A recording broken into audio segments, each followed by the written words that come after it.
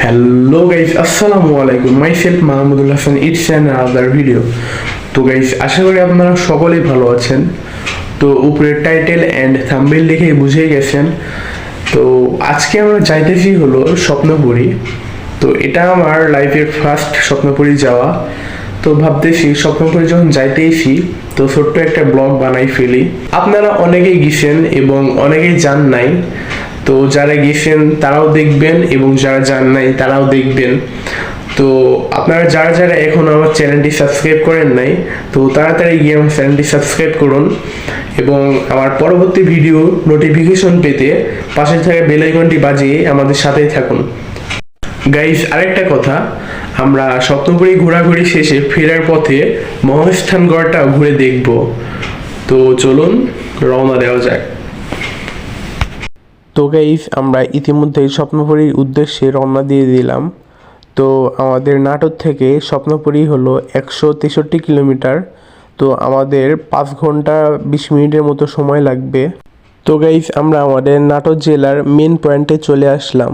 Guys, কিছু cinematic view দেখতে দেখতে যাওয়া যাক।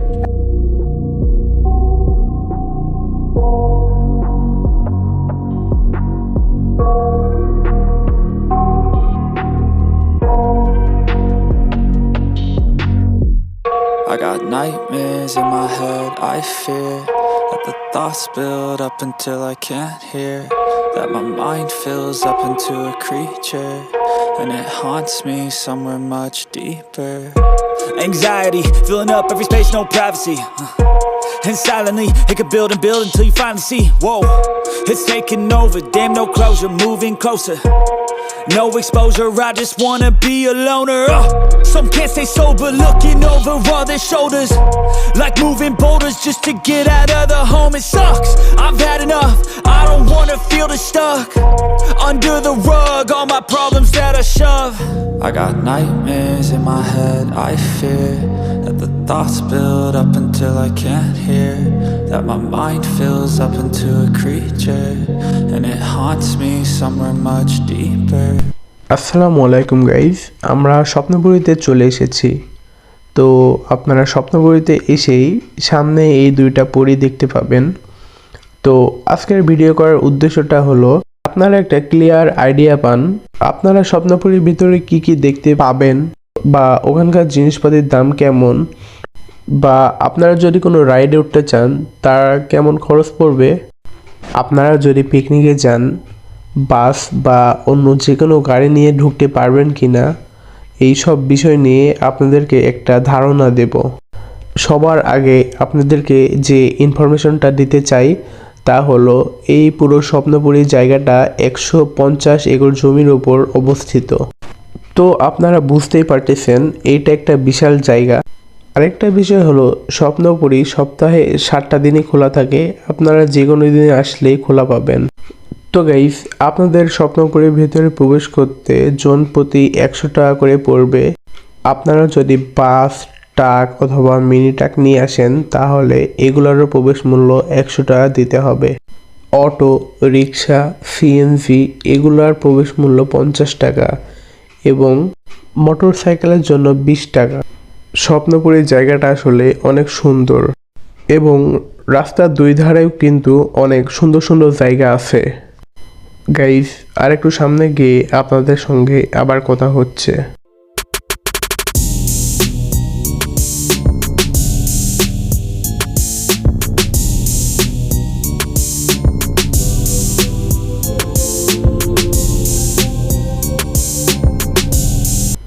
গাইস, স্বপ্নপুরীতে ঢুকে একটু ভিতরে গিয়ে বাম সাইডে গাড়ি পার্কিং করার অনেক সুন্দর জায়গা আছে এবং আপনারা যদি পিকনিক করতে চান তারও অনেক সুন্দর ব্যবস্থা করা আছে।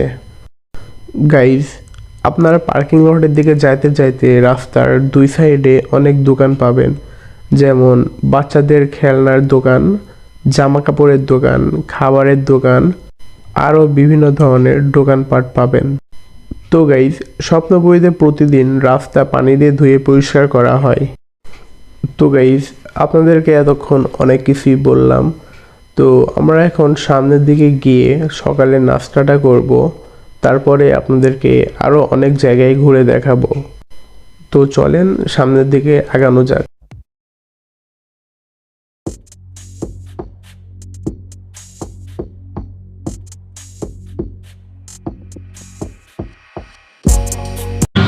দেখেন গাইস তারা কেমন ফ্রেন্ড, আমাদেরকে ছুঁয়েই তারা খাইতে বসছে।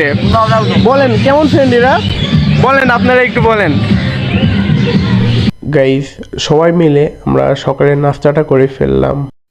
তো আপনাদেরকে এতক্ষণ বাম সাইডের জায়গাগুলো দেখাইলাম, ডান দিকের সাইডে নিয়ে গিয়ে দেখাই, আপনারা চলেন আসেন।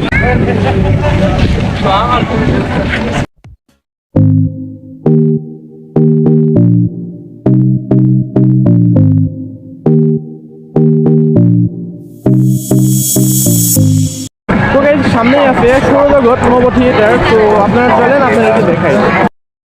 গাইস আপনারা যদি নব থিয়েটারের ভিতরে প্রবেশ করতে চান তাহলে আপনাদের জনপ্রতি 40 টাকা করে দেওয়া লাগবে।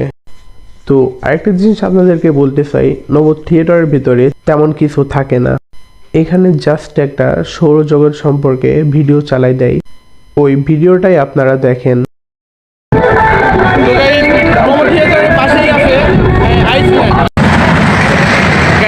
আপনারা নব থিয়েটারের পাশে দেখলেন আইসল্যান্ড, তার পাশেই আছে, আপনারা চাইলে তার পাশে আপনারা চলে আসবেন, দেখবেন স্পিড বোট পাবেন, এখানে আপনারা চাইলে স্পিড বোটে উঠতে পারবেন। তো চলে আপনাদেরকে সামনে দেখাই।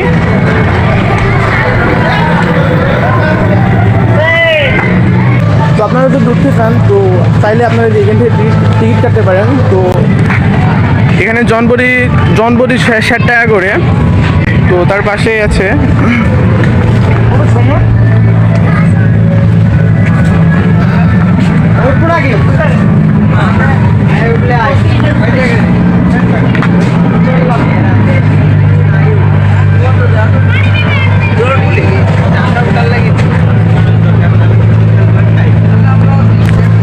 আপনারা দেখলেন এখানে স্পিড বোট আছে, তো পাশেই আছে ছোট বাচ্চাদের আপনার ট্রেন, তো এখানে 1 থেকে 12 বছরের বাচ্চাদের জন্য, তো জনপ্রতি হলো 20 টাকা করে। তো আপনারা দেখুন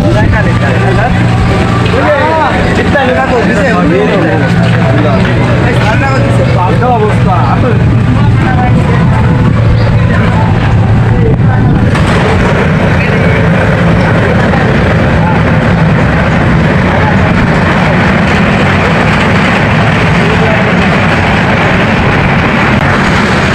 আপনারা ছোটো বাচ্চাদের ট্রেনের পাশেই আছে ক্যাসেল, তো এখানে 1 থেকে 12 বছরের বাচ্চাদের জন্য, তো জনপ্রতি হলো 10 টাকা করে। তো আপনারা দেখুন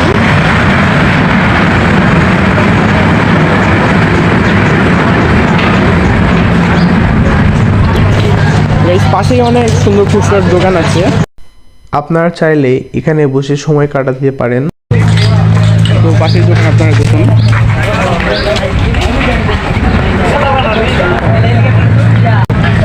তো গাইস তার পাশেই আরেকটা পুকুর আছে, তো এখানে আপনারা পেডেল করে নৌকা চালাইতে পারেন। পাশেই যেমন দেখলেন স্পিড বোট আছে, তেমনই এই পাশে আছে, আপনারা পেডেল করে চালাইতে পারবেন। তো চলেন আপনাদেরকে দেখাই।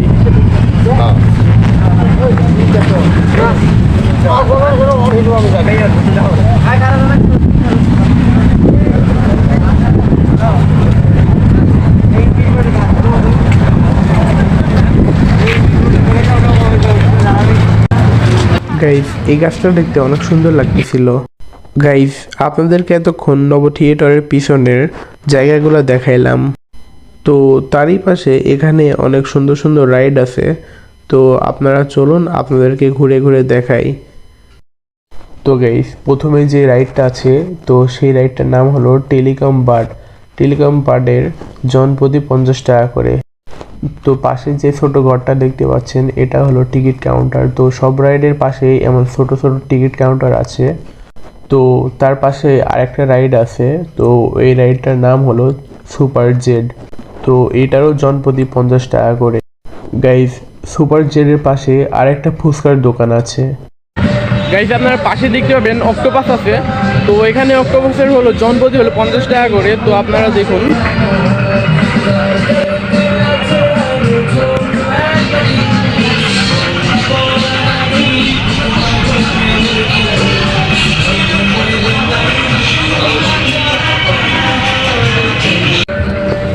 তো গাইস পাশেই আরও অনেক জায়গা আছে। তো আমাদের সময় সংকটের কারণে আমরা সব জায়গাগুলো আপনাদেরকে ঘুরে দেখাইতে পারলাম না। তো আমরা চেষ্টা করব আপনাদেরকে সবগুলো জায়গা দেখানোর জন্য। তো আপনারা কিছু সিনেমেটিক ভিউ দেখেন।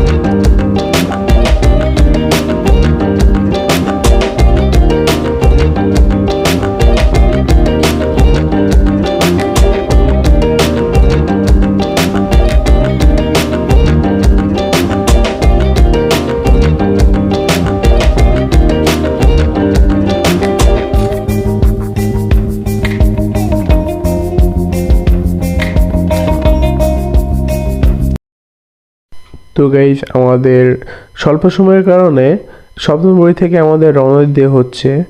তো আমরা এখন যাব হলো মহাস্থানগড়ে। তো এক কথায় স্বপ্নপুরীর জায়গাটা মোটামুটি সুন্দর আছে, আপনারা চাইলে ঘুরে আসতে পারেন। তো আরও অনেক জায়গা ছিল, আমাদের স্বল্প সময়ের কারণে আমরা দেখাইতে পারি নাই। ইনশাল্লাহ নেক্সট টাইম যদি আবারও আসি তখন আমরা একদম পুরোটাই দেখানোর চেষ্টা করব আপনাদের। তো কিছু রাস্তার সিনেমেটিক ভিউ দেখতে দেখতে মহাস্থানগড়ে যাওয়া যাক।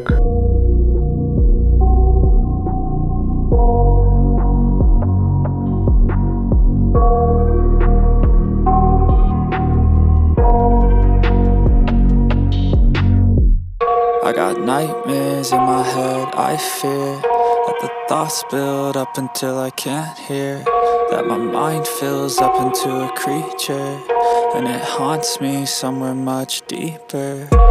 Anxiety, filling up every space, no privacy. And silently, it could build and build until you finally see. Whoa, it's taking over, damn no closure, moving closer. No exposure, I just wanna be a loner. Some can't stay sober, looking over all their shoulders, like moving boulders just to get out of the home. It sucks, I've had enough, I don't wanna feel the stuff. তো guys আমরা মহাস্থানগড়ে পৌঁছে গেছি। তো এখন আমরা যেখানে যাচ্ছি এটা হলো একটি মাজার। তো চলুন সামনের দিকে যাওয়া যাক।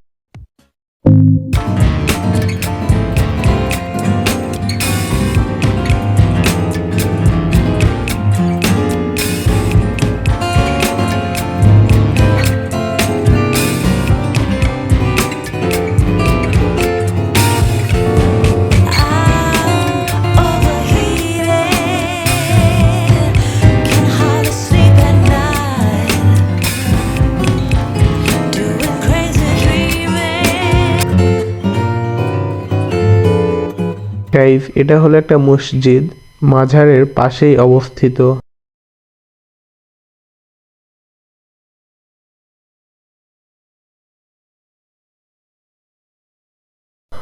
তো গাইজ আমরা এখন উঠতেছি হলো পাহাড়ের উপর। এটা তো পাহাড় না, মিনি পাহাড় বললে চলে। তো সামনে যে বট গাছটা দেখতেছেন, সেই বট গাছের নিচে একটা সিঁড়ি আছে। তো সেই সিঁড়িটাকে মানুষ দুধ দিয়ে পূজা করে। এই যে সিঁড়িটাকে মানুষ দুধ দিয়ে পূজা করে, তো এই সিঁড়িটার নামে একটা কুসংস্কার আছে। কুসংস্কারটা হলো এই সিঁড়ির উপরে নাকি দুধ দিলে সিঁড়িটা নাকি অটোমেটিকলি দুধটা খেয়ে নেয়। তো আমি এই সিঁড়িটির বিষয়ে এর আগে অনেক জায়গায় ভিডিও দেখছিলাম। তো আমি জানি না যে এটা মহাস্থানগড়েই। তো আমি এসেই হুট করে দেখি এই সিঁড়িটা আমার সামনে পড়ে গেল। তো ভাবলাম একটু এই সিঁড়িটাকে একটু ভালো করে দেখে যাই, কি এমন এই সিঁড়িটা যে দুধ দিলে নাকি দুধ খেয়ে নেয়। তো আপনারা দেখতেই পাচ্ছেন সেই সিঁড়িটা। তো এখন আমরা যেখানে উঠেছি এখানে 1965 থেকে 66 সালে প্রত্নতান্ত্রিক অধিদপ্তরের তত্ত্বাবধানে খনন কাজ শুরু করা হয়।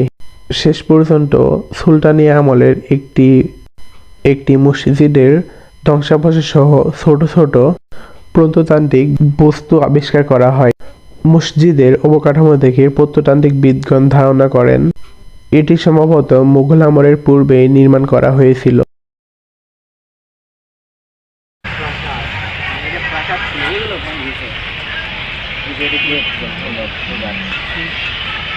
পরশুরাম প্রাসাদ, তাই তো।